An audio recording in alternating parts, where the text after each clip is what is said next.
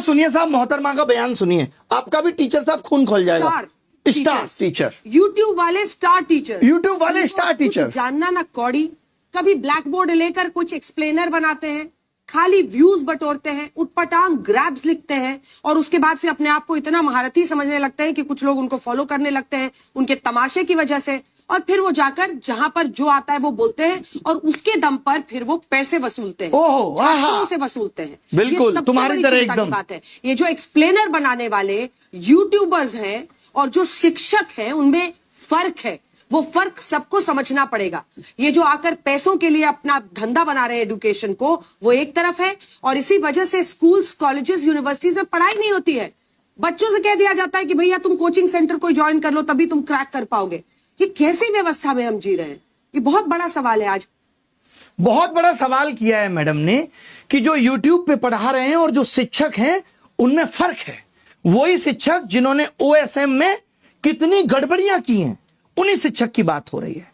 YouTube का teacher हम जैसे तमाम लोग जिन्होंने लोगों को पढ़ा करके सरकार के अंदर भेजा। सोचिए, वो मैडम कह रही है कि फर्क होता है। फर्क मैडम रियल मीडिया और आपके जैसी चाटुकारी मीडिया में भी होता है। पता है आपको, यह समझना पड़ेगा। जिस तरीके से आप कह रही ना व्यूज के लिए, आप टीआरपी के लिए किस तरीके से स्टूडियो के अंदर घमासान कराती हैं वो दुनिया ने देखा है कि कोई लॉजिक नहीं, सिर्फ उलूल जुलूल बातें। ये पत्रकारिता है तुम्हारी। इसको नंबर मिलने चाहिए। ये पत्रकारिता है लोगों के लिए। ये देखिए, झालमुड़ी सिर्फ एक स्ट्रीट फूड नहीं है, एक इमोशन है। ये इमोशन है झालमुड़ी, ओए होए, एक जज्बात है। गजब पत्रकारिता करती हैं। गलियों की हम आवाज जैसों है, को रेलवे नालायक बोलने के बाद गंगा साफ किनारे की पत्रकारिता तो ठंडी हवा देखिए के साथ घुला हुआ कितनी स्वाद गजब है, जिसमें सरसों के तेल की तीखी खुशबू, हाय हाय, सरसों की तेल की तीखी खुशबू, चटपटाहट, उसी की सुंदरता है साहब। एक ऐसी कहानी बनाते हैं जो हर बंगाली के दिल में बस जाती है। जो आपने पोएट्री चिपकाई है ना, कसम से मजा आ गया। सोचिए कैसे कैसे मीम बन रहे हैं तुम लोगों पे।